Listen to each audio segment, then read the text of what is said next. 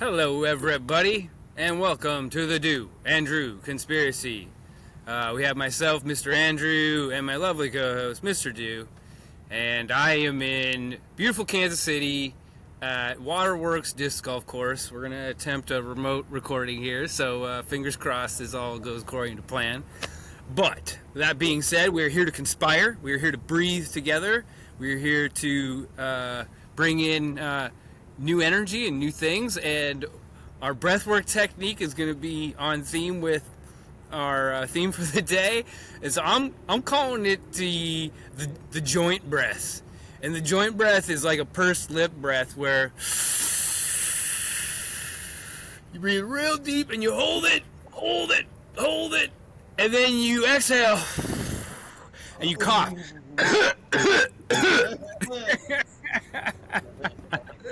So we'll do that 3 times. Does that sound fun? Alright. Through the pursed lip, deep in. Holding. And exhale. And in. Deep. Holding. And out. And one more. One more. Holding. And out.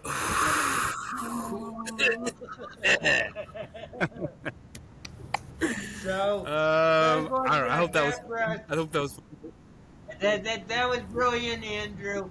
But the best part about that breath is that by the third time you do it, not only does it lead to either a coughing fit, but it leads to a coughing fit that ultimately turns into a laughter explosion. And, of course, they say laughter's the best medicine. So, I'm in everybody from Mary Morrissey to Bob Proctor talks about the benefits of laughter. So that breath will get you coffee. Plus nature. Can you imagine that? Laughter plus nature? That's got to be a double dose, right? Right.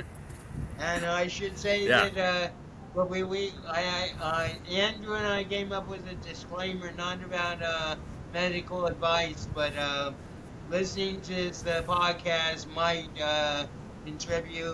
might be detrimental to your matrix health. So we can show that as Absolutely. And just for fun, I have my plant seeds shirt that I thrifted a week ago on today. That's my theme. Dale's got what? Your polo, your wasp polo? my senior boomer retired successful Exeter graduate wasp polo shirt, of course, with number 3, who was Babe Ruth, the greatest ever, just like me. Hell yeah. And one quick anecdote before we dive in. I was sitting at the park bench here, and just over here, another guy sat down and was wearing scrubs, and he said hi, and we ended up having like a real nice chat.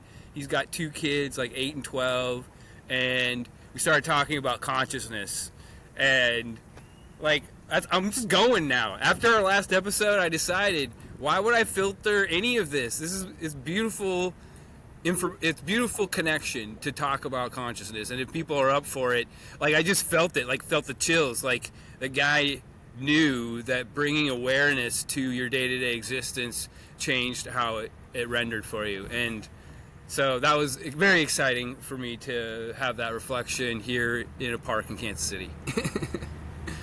But not only because of geographical separation, but also just because of the lack of actual mental and conversational separation. That's very exciting, Andrew. Yeah, I agree. I can see why you're like psyched.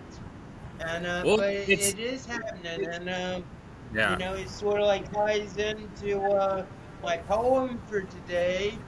I've been listening to a lot of Green Day. I figured out that one of the secrets to happiness is to listen to at least like 15 minutes of Green Day every morning when you wake up. And it might not work for you, but it's worked for me. And once again, this is not medical advice. But I just wanted to say that yeah. So what you described with that guy in the park with that that new like connection in the park is happening all over just because not only is the veil that we talk about basically gone between human inner divinity, but also the slave masters haven't. I mean, we'll go into this later, but when I get to the poem, okay, it's called. The reason brought up Green Day is because they have a song called "Wake Me When September Ends," and that's actually what I called this. Yeah, we're recording So, on October 1st, so September has ended. Facts. right. So it goes, in vortices and whirlpools, thoughts coalescing as artificial non-Tesla light brightens the outlook for Gaia, still stuck on Earth, causing a lot of mirth among both higher divine guides, and soon to be lost slave masters alike. Though living in the holiest city on THC is ideal, if you dare to care to bear the vanishing pain of index of disgust, frustration, and rage of all who've survived the AD age and arrived where warlord is deposed and disposed from the screen of his board. Commander in control has taken decisive actions, unleashing full omniverse hydrogen kaleidoscopic balls of love, expanding with thermonuclear rainbows.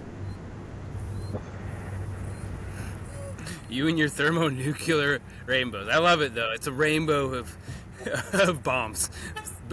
Rainbow bomb. Right. Well, that's the whole thing. Now that the warlord's dead, that's all the kind of bombs there are. That's all the bullets there are. And if people would wake up and like stop holding on to the corpse of Fred Dale and let Dewey do his magic, then people would really like feel the effects of the thermoneutron. I call them they are to me thermoneutronic because this was like a concept that was talked about when you were being born, Andrew. But thermoneutronic bombs, I think we've gone into them. But you know what they are, right? A neutron bomb. Like, I don't know specifically. A neutron bomb is a bomb that with radiation kills every living thing but leaves the buildings. So it's not like an atomic or any previous bomb because it just destroys life. It doesn't destroy structure. I see. So I talk about thermoneutronic bombs, but basically the bombs being let loose on Earth now to kill it so that it can rise to Gaia, or thermoneutronic bombs that have radiation of rainbow hydrogen bombs, of rainbow hydrogen explosions that are affecting everybody, but nobody knows it. So basically, we're just transporting everybody to the fifth dimension, whether they like it or not. Sure. I think they have to like it. I'm pretty sure they have to like it, but maybe not. Maybe not. To like it, they have to admit it, but they're there whether they like to admit it or not. Okay. Yeah, that's a valid theory. I'm here for it. So, yeah, just bear in mind what my art teacher at Dartmouth used to say. He said, the world is so complex, whatever you say about it is true.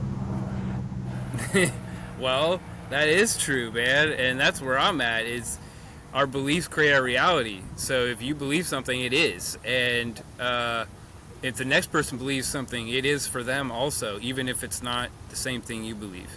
So render away. Well, and then there's also me, which is like every deal is a step upon where you can walk and leave ripples, but every step that you take leaves infinite ripples that are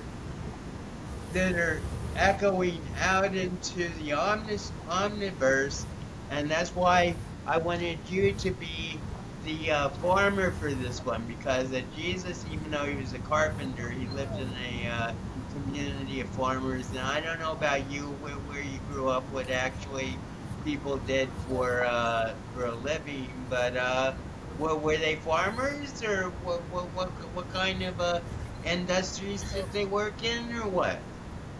Because Yeah, I have no idea how people live in North Dakota.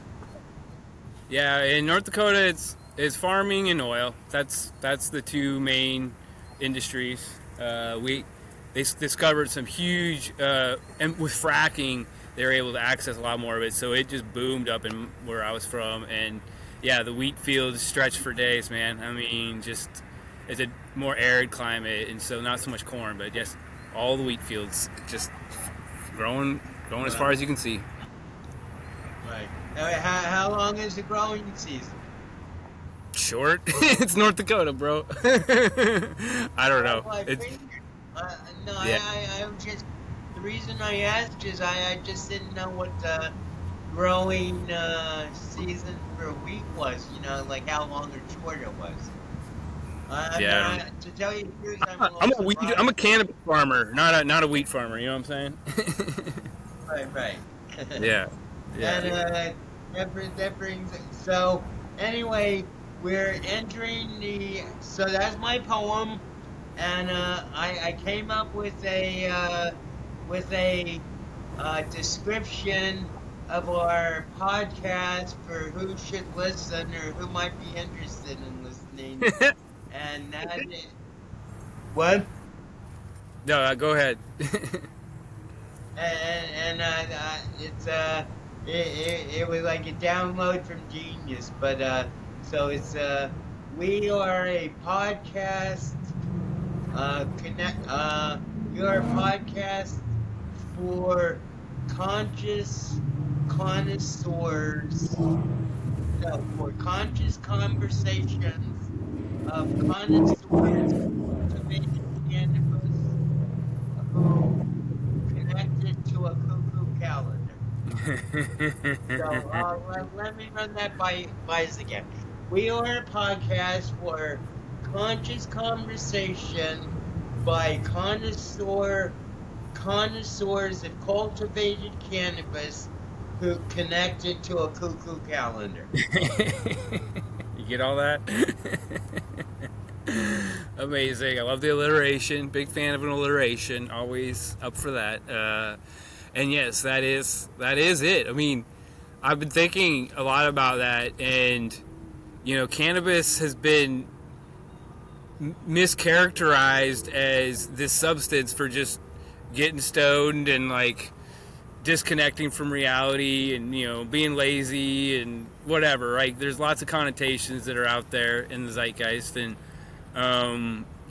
what I want to encourage people is it can do all that. That's fine if that's what you want from it, but it also can offer an opportunity to bring a lot of consciousness to the experience and really connect to 5D in a different way. That's how I see it, and it's all about the intention you set when you're starting out. And it doesn't. Not every session's going to be like this huge thing, but I've definitely got downloads while I was high and stuff like that. And if you write them down, that's the key.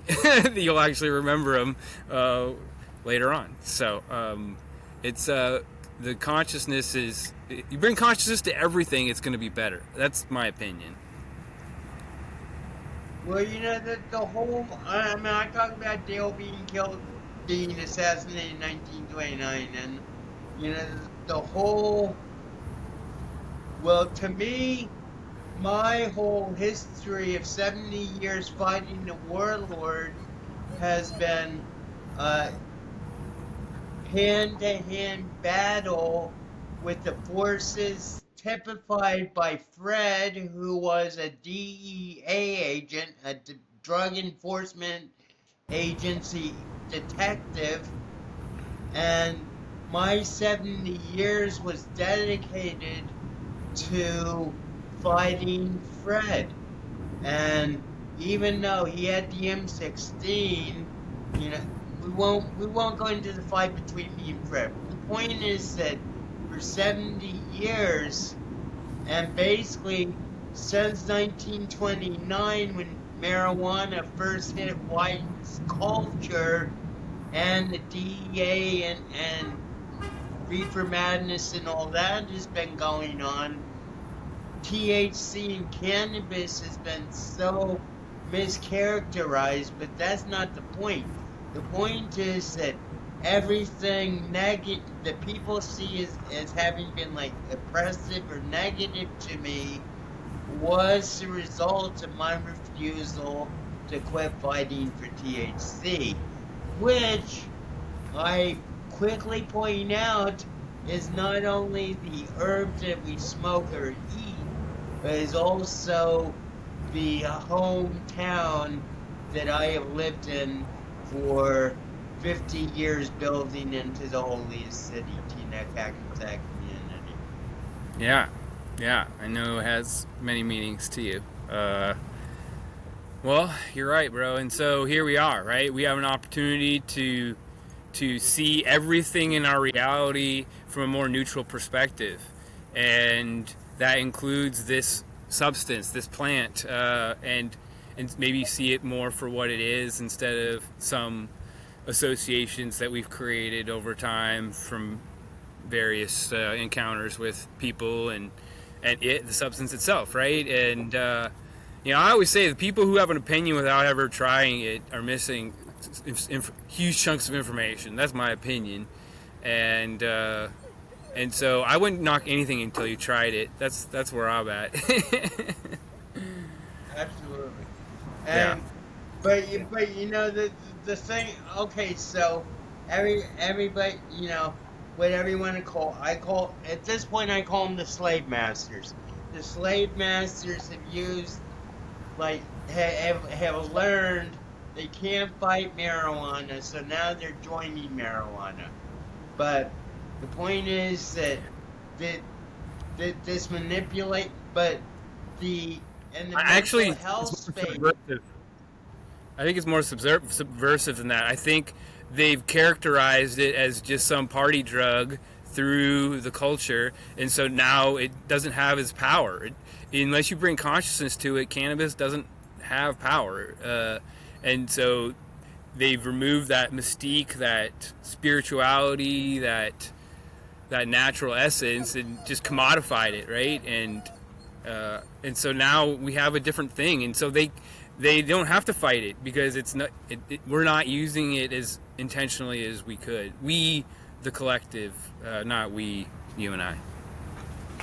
I understand and I agree with you completely, but what I'm saying is that I really would suggest everybody at this point read Brave New World by Aldous Huxley. But basically, what happens in that is not only do they have like mass genetic creation and like assembly line creation of humans according to a caste system that keeps everybody like eternally tied to the system, but they do everything through the use of this thing called soma, which is basically what I see the slave masters now trying to do with THC, which is to, if you can't fight it, if you can't get rid of it, then accept it and turn it into something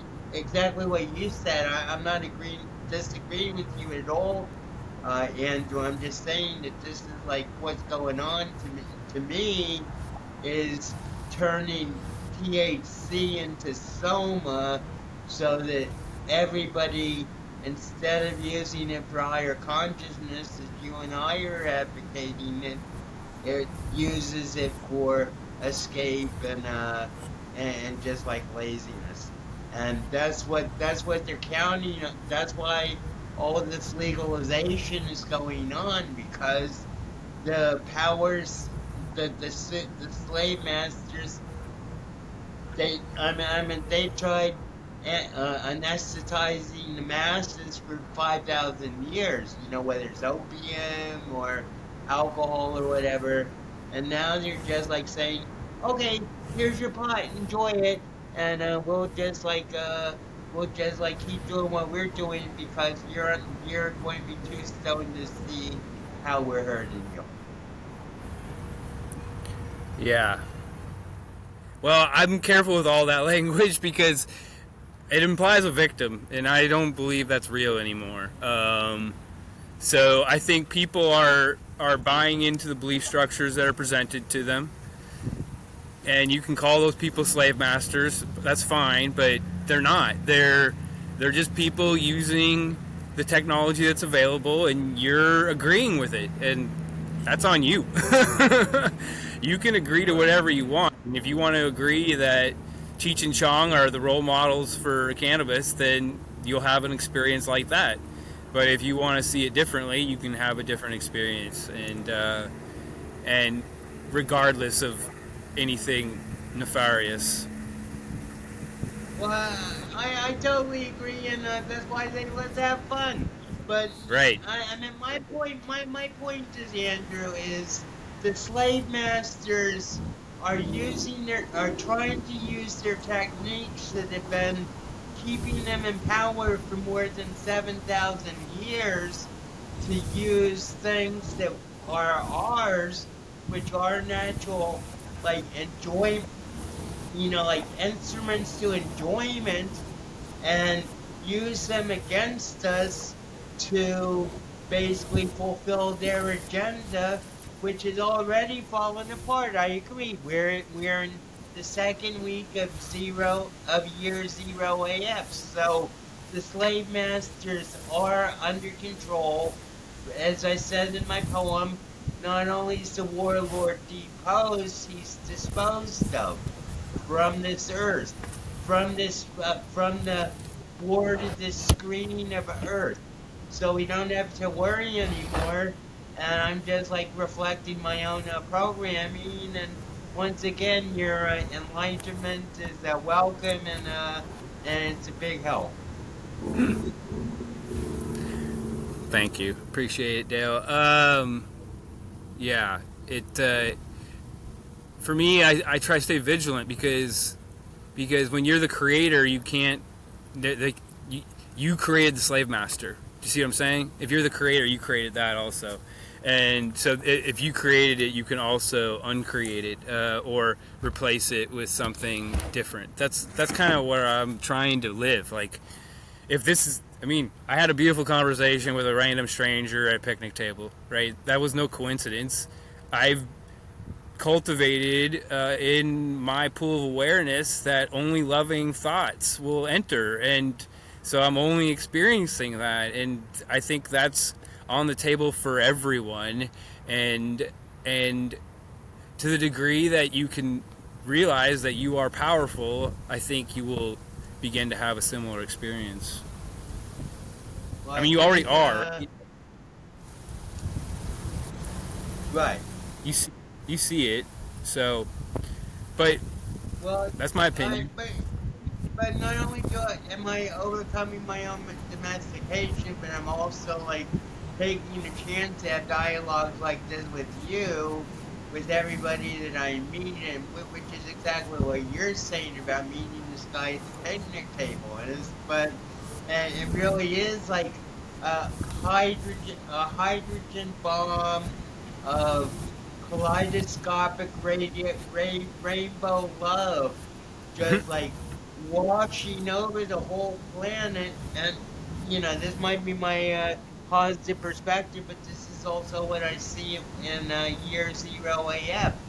Just like doing a nuclear blast, a hydrogen nuke nuclear blast on everything that's come before, and that's why I call it a thermoneutronic bomb, is because the buildings and everything remain exactly the same, but the people are changed. Yeah, And they they might not have died, but they've been transported to the next level. I love it. No, it's a beautiful image, and I think it's in line with your theme, and so I appreciate that. Even when we're loving, we gotta have some bombs involved. You know what I'm saying? So. Right. Well, the bottom line, Andrew, is basically I feel for the last 50 years, I've been the prime slave of the slave masters. And now that my great slave master is finally dead, Fred, I'm ready to liberate my not only my children but also my companions and everything. And I was thinking about it, and I might have even brought this up with you, but why is it after 50 years in Hackensack, not one person from my past contacts me? I mean, are they all dead? Did they all just forget me? After like being intimately involved in frontline warfare with me for 2 years or 4 years or 5 years, or are they being held hostage? This is why I talk about the slave masters, because I've liberated myself, but I still have my Dale people to worry about, and that's really, and and that's why that's our difference. We were talking about it earlier about I have a savior complex. I don't have a savior complex anymore. I finally overcame that now, but I do have a complex to educate, inform, and to lead in awareness. Yeah. No, I get it. You have some responsibility, and that's it's your journey. I'm here for it. No problems there. My theory is the reason why they're not around anymore is because they're they're at a different frequency. You're not there anymore, and so they're not going to be present with you, And or at least they're all watching DHC. That they I what? mean, that's what I talk about. Living in THC is opposing to living on THC. Oh, So I oh, both live in and and on. on THC, and Well, everybody can see. And it gets back to concrete. Everybody can look at THC, but only very few can see THC. yeah. I And love the that's multiple the levels. THC. And that's the THC awareness we're talking about, that we're really focused on helping people exposed to. Yeah, yeah. Well, the guy at the table, Conscious, right? But one of the last things he said to me is, "I really believe psychedelics could help a lot of people sort of unmoor from their illusion." And then I gave him a sample of some bud. So, a right? free sample. So he, there's one example of someone who's had a similar experience manifesting in my reality, and I'm looking forward to more encounters like that because I feel like that's inevitable in this zero AF. And the other side, exactly, and this really might start being the time when people say, "Well, when did you first realize you were God?" I mean, that was something I visualized back when they were taking me away from Dartmouth. I mean, like, I said, okay, well, in 5 years, I'll be in cocktail parties with, with high level people, and we'll be talking about like the moment they realized they were God. And it's been 50 years. I mean, it's definitely time for Sid. So Sydney Banks is a Scottish electrician who had a revelation from God and came up with this idea of the three principles, which is thought, consciousness, and mind, consciousness, and thought. And we've been reading this book, The Missing Link. It's called Missing Link: Reflections on Philosophy and Spirit by Sid Banks. And we just finished the chapter on mind, and so now we're at consciousness. So I'll just start with one page, where it goes, all living creatures were given the power of mind, consciousness, and thought, which enables them to observe divine creation or form. Consciousness is the gift of awareness. Consciousness allows the recognition of form being the expression of thought. So, of course, this is very deep, that form being the expression of thought. So that basically gets back to the idea of self-creation and co-creating, and basically everything that you conceive is what you can do. I had this thought the other day. I'm like, what if your eyes aren't receiving information? What if they are projectors? Right. Yeah. And so where you look, something appears, but it's your own thing. It's your own universe that you created. And it's not anyone else's universe, it's yours. And that was one of the things that came up with that guy, is like, this idea that I don't need to impose my reality on someone else's. I can actually hold space for someone to have a different experience than me, and that be okay. And like, what a beautiful way to move through life, I think, right? That my way isn't the highway, it's just a way. And it might be a really good way, but it's not the only way to get there. And I can share my experience with others, but allow them their own experience, and we can still get along. Well, this is absolutely. So this brought up like two thoughts for me. First, if this idea of leader versus person into center that my I Ching book brought up, which is basically in Western, and if I go on too long, let me know. But basically in Western thought, we have the leader. Everybody follows the leader, but in the Eastern world, we have this center man. So basically, instead of like everything being linear and horizontal, following the leader, and only the outliers are outside the box. At the center, if you count on someone at the center, then everything is a continuous spiraling pyramid involving more people. So the reason I bring this up is because as you know, I'm a big fan of Pedro Deo, the Kingdom Entrepreneur teacher and coach. So anyway, I was on the show today, and I he was taking questions and everything, and first off, I said, don't take things personally, because he skipped over 5 people skipped over me to answer 5 other people before he ended the show. So basically, I said, okay, well, maybe he's not ready to talk to me. But then, what I came to conclusion is he's at the center of his movement, and I'm not in harmony with how he feels his movement is. So that's fine. So I'm not going to take it personally or get upset or anything.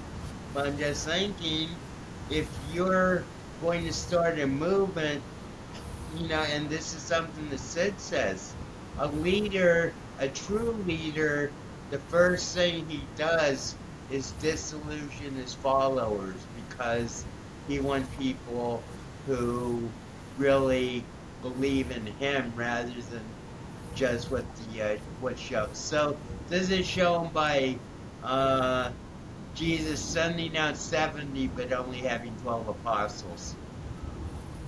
I meant it was a winnowing process down to the apostles, to the 12. So, um, and that's what I just want to say. I think both you and I have to bear in mind that we are here to serve and inform and to present. Well, present's not the right word, but to show people the possibilities not only of cannabis thought, but also just a deep general awareness in general. So, um, I don't know where I had a point about the apostles, but I'll stop it there. Okay. Oh, I know. Yeah, Well, basically, so we're both at the center. We aren't leaders. I mean, I don't consider myself a leader, and I don't think you do either. But we are at the center, and this is a movement we're trying to construct. yeah. Well, I consider myself someone who wants to be at the edge of thought, and what I mean by that is I want to be expanding the field of possibility for humanity, and one way I do that is by being a living example of what's possible in this world, right? And so it's basically walking the talk. That's all it is. Whatever I say, I'm gonna do, and then we'll see what happens. And if someone observes that from the outside and decides they want something like that for themselves, then they can use that as a template. And if they don't want it for themselves, they can leave it and keep doing what they want to do, right? And so I think that's what I mean by not necessarily consider yourself a leader. I'm not pulling anyone any specific way. I'm being the most me I know how to be, and encouraging others to be the most me that they know how to be. And I think if we all lean into that, we'll have a generally more positive experience. And as far as the point about the disciples, it is an interesting concept because the old saying is it takes one bad apple to ruin the bunch, and there is some truth to that, right? Like someone coming in with an incoherent or low vibration can really, if people aren't, can really cause a lot of disruption. And how much of that do you want to allow into your universe, I guess, might be a question. If it doesn't feel in alignment or doesn't feel like something that you want as part of your universe, right? Is that what you mean? Exactly. Yeah. And so, yeah, there is a winnowing process to some extent. Not everyone's going to make the cut. Not everyone's going to be a perfect match. And not that it has to be perfect, but like a certain amount of the Venn diagram needs to overlap some for there to feel like there's resonance. And also when you're co-creating, you're effectively merging two universes. So if one universe is going this way and the other is going that way, it's not going to create anything real solid or really big. It's gonna struggle to get off the ground. Has been my experience, and so it's important to have people kind of with a similar vision if you're creating with those people. Well, I think in my own case, and this is something I'm learning more and more day by day, is if your own energy is strong enough, then other people who are inappropriate to it won't be able to tolerate you. I mean, they just won't be able to be in your presence. Yeah. Or like you said, we talked about the other day, like you'll shift conversations, you'll ask more interesting questions, you'll realize that you are in creator mode and you don't have to be a victim of, or you can leave. That's always an option too, right? So fight, flight, or fuck, I think is the third one. But I usually choose to engage until that just doesn't feel like it's helping anymore, or whatever.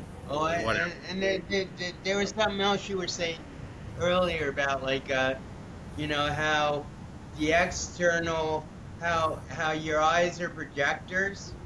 And that gets back to what I was saying like a couple of shows ago about like that day I just like walked out and I saw my external environment of the Sears Tower in Hackensack and the new fancy apartment building, and just like the whole THC environment basically overwhelmed me with its solidity.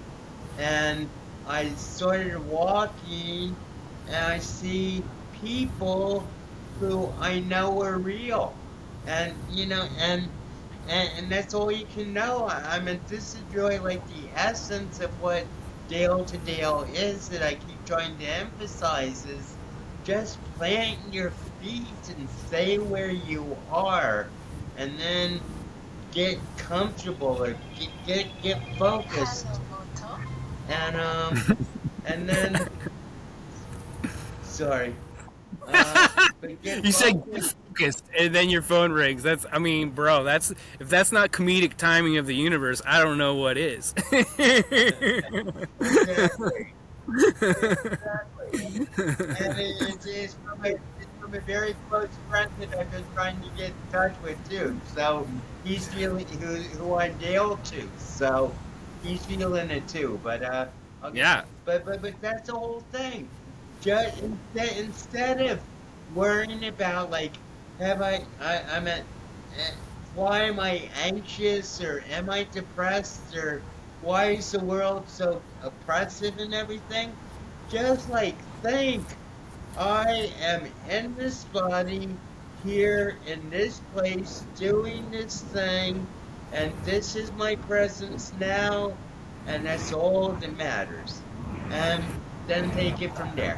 You can even like take another step and do another deal. But yeah, I mean, it's really like quite simple. And as I say, this is not medical advice, but it's just like stuff that I've learned in my journeys Dale to Dale, and as Dale, I'm now intent on fulfilling my mission, not only liberating my own people, but of helping the world become the theme park of the omniverse.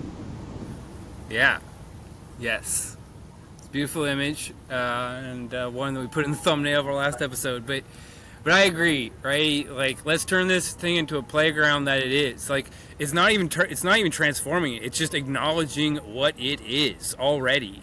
We're in the kingdom, and I mean, if you need any more proof, I mean, just look at what I'm looking at, bro. I mean, it's just like the beautiful trees and the breeze and the grass. It's like, this is it. I mean, this is where we're at. We're here to experience this, and if that's not good enough for you, then I don't know what you're doing here. That catch up. Begin to shift. Take a deep, like you said, that grounding process is beautiful, because it is easy to get caught up in the externalities, the distractions, and if you can just pause and ground yourself. I'm near the downtown airport. But if you can just ground yourself into your current present moment, I think that's what you're talking about. That is a powerful practice. Absolutely. Absolutely. That's the dialina above you, Andrew. That's the dialina's lifting you up. Yeah. I like it. Yeah, well, my buddy worked at the downtown airport, so I've been here quite a bit. But it's just got the smaller, like private jets and stuff like that. But this is their like flight path apparently. So. Right. Yeah. Well, we got Peterborough 3 miles away too, so I know exactly. And for a long time, the space over my apartment was closed, but now they're flying over me again, which is Okay. a great sign. And it didn't happen until I went back to THC, being on THC. Sure. Okay. Good. Yeah. External reality. But yeah, but I just want to say that, but what you're saying about like the eyes being projectors, that's a very profound thought, because really they are. They're reflecting the scenarios that we are experiencing inside within the structure of the environment of the buildings in which we're perceiving, we think we're perceiving, but actually we're just projecting from memory. Yeah. Yes. And so I was listening to Christ Consciousness on the road trip yesterday, and the new concept that really sunk in was this idea of being in the world in 3D, solid matter, but not of it, right? Understanding that there's a higher perspective, and you're almost, I think about it as like playing a video game with the camera kind of up, where you can kind of see the character in front of you almost, and see what's around it a little bit, and that's that Right. distance, that separation allows you to be the observer as opposed to the reactor, the stimulus, Right. you become the cause of your effect. How about that? Or it's just a realization that you are the cause of your effect. How about that's even better? And so realizing you're the cause of your Right. effect allows you to just see it a little differently. And then also you see everyone else is just doing the same human thing you are, and they're doing the best they can, or some version of it, right? And I may not prefer their experience, but I also don't need to impose upon it necessarily, right? Unless they ask for help or need something. Our worst judge it. Right. Yes. Exactly. Well, that's what I mean. That allows for me to not judge it, and Right. it's such a liberating place. I can't express that enough for people who haven't experienced it yet. It's to bring neutrality to the experience you're having allows for just this peace, and I don't know, who doesn't want that? I mean, tell me, please. Well, one thing I think we ran into this on Sid. I think it made you laugh, but just bear in mind that even if you disagree with me, it's a thought. Yes, indeed. Yeah. Yes. Well, it's all beliefs. We were talking about our friend the other day, and she had one belief and we had another belief. And those beliefs, I mean, the medical guy, he has one belief about medical, he's working in cardiac work. He has one belief about that, and I have a different one. But we still had a beautiful conversation. There was no conflict. In fact, we just searched for our common ground. That's where we went. We went straight there. And then we talked about that, and we had a lot in common, as it turns out. He rode mountain bikes. I love mountain bikes. He saw my old shirt that said Santa Cruz, and asked. So, like, that's the point. Is like, it's easy when you want to find the common ground. It's easy to find. And probably if I wanted to have conflict, I could have had that too, right? So Right. I created that. We co-created a beautiful moment together when our universes collided, and that's possible for anyone in any situation. That's where I'm at. It's like look at the reflection. That's the sensory input to tell you where you're in alignment with it and where you're out of balance with it. And if you're feeling very out of balance with it, take a toke and relax and ponder reality. Exactly. Well, you put me into free fall with like two thoughts. First of all events are neutral, and secondly is we were talking about like my getting off of medication and how I was expressing why I thought I needed to stay on, and you said that's a belief, and those two thoughts together have really like alchemized into like a whole new, a whole new perspective, not only on the past, but also on like whatever you want to call my mission or just who I am. But I think if I see all events as neutral, then victimhood, as you say, is impossible.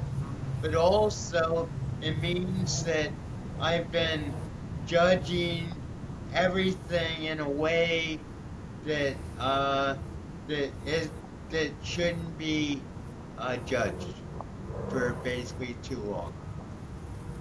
Basically, Well, my I whole mean, life. Basically. well, that's the status quo, bro. I mean, most people that I have encountered in my human experience are doing the same. Andrew, 5 years, not even that long ago, 2 years ago, was doing the exact same thing, right? And so I can relate. I've been there, done that, and I was judging everything, and I didn't even realize I was doing it. I thought it was discernment, or you can disguise it in any other language you want, but ultimately it becomes a self-limiting belief, and that's what has shaken me out of some of them. Is like, if I'm going down a train of thought, is it creating limitation? Is it removing possibility?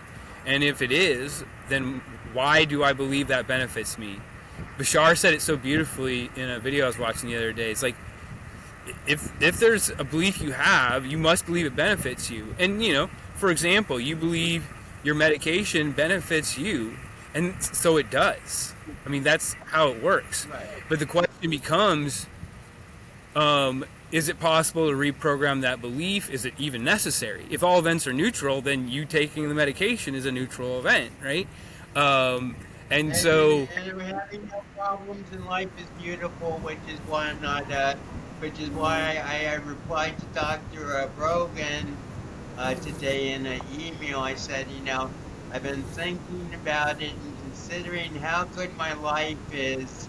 Stopping my medication at this point would be self-sabotaging psychosis. well, So basically, and that will be the case until you decide it's not, and that may never happen. I mean, I'm not saying it's inevitable. I'm just saying that's how beliefs work. They're there until you decide they're no longer useful, and then they can go where they need to go, right? But again, if it's all neutral, so yeah, there's no. The only impetus to change is your own. What now?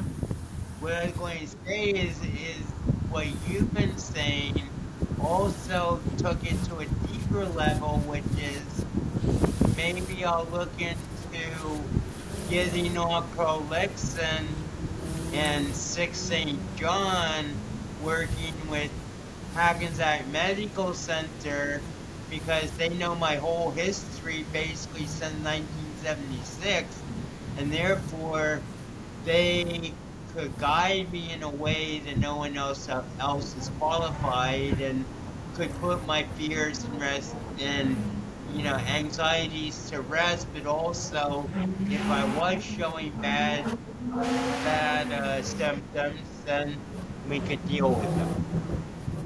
Yeah, absolutely. I think that's a very responsible approach if you decide to pursue it. Again, that's the thing. When I have, it's my belief. I don't need you to have that same belief, and you have the belief you have, and so that's valid. And I don't know. I mean, I'm not trying to change who people are. I think that's the point. It's like you'll evolve at your own natural pace of evolution. That's where I'm at, and whatever pace is. I mean, rushing that can be counterproductive. It can create more problems than it solves, because the nervous system needs a certain amount of stability to feel safe, right? At least that's been my experience. And so, you're describing a scenario where you could have a different experience, but in a safe environment. And to me, that's perfect, right? You're envisioning what would be a safe environment in order to attempt to have a different experience. And I think that's beautiful. That's beautiful. Well, but I also just want to thank you, because, that, it is like there is no rock bottom, and there's no absolute summit. It's like every question or every consideration, like, just opens more into a bigger spiral of not only possibility but also of insight. And that's what I was talking about. Those two beliefs you were talking, those two things you said about how all things are neutral and it's all belief. That's really how they're compounding in me. Is they're just like sort of like being a heavier stone dropping in an ocean of unknown exploration. Yeah, yeah, yes. Well, and it can be. I mean, Kelly talks about it in her book a lot. It can be pretty intimidating. I mean, you're opening up a can of worms to some extent, right? Whenever you go down a change path, an evolutionary path, and so you don't. The destination, I think, is what I was talking about: is being in the world but not of it. But how you get there is your own. Choose your own adventure, right? And that's why I like the idea of planting seeds, is because um, there's a little bit of a non-attachment. You plant the seed, you nurture it, and then you wait. And you don't say grow faster, right? And try and impose on it. You allow it to unfold and to sprout and to start growing, or not, right? Maybe it's not fertile ground and it's not meant, there's like an ability, and if it does go, a little seed becomes something massive. And that's the vision that Right. I always think of, is like these little seeds that I'm planting, have been planting, they're starting to grow, and if there's an exponential nature to growth. A little seedling, grows this much. A big tree grows in all directions that much, right? And so there's a momentum building. I feel it, and and I owe a lot of that to the liberation of my mind from the matrix, and I credit cannabis with a huge chunk of that journey. Not, I mean, it was me too, but it was the tool that I certainly used to help expand my Right. perspective. Well, that brings up two things. First off, you plant a seed and you wait for it to grow, but also you don't dig it up every day and look to make sure why it's not growing. That's one thing. I think that's one trap that a lot of people fall into.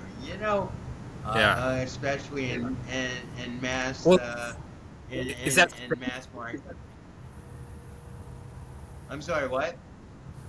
is that require faith that the seed is doing what it needs to do, and I don't need to be like interfering with it? Right. But I'm just saying that like some people metaphorically are always like digging up the seeds and making sure it is growing Oh, when sure, it's just sure. supposed to be left in the dark of the ground.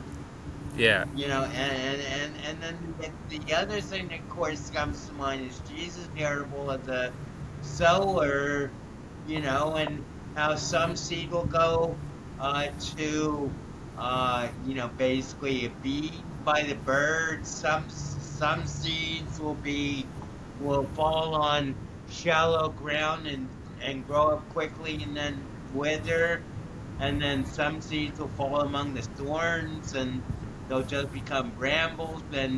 But the seeds that fall on good ground, and it doesn't even say you have to look after them. They just say the seeds that fall on good ground will multiply 30, 60, or 100%. So obviously, if you're planting seeds and taking care of them, your harvest is going to be even greater.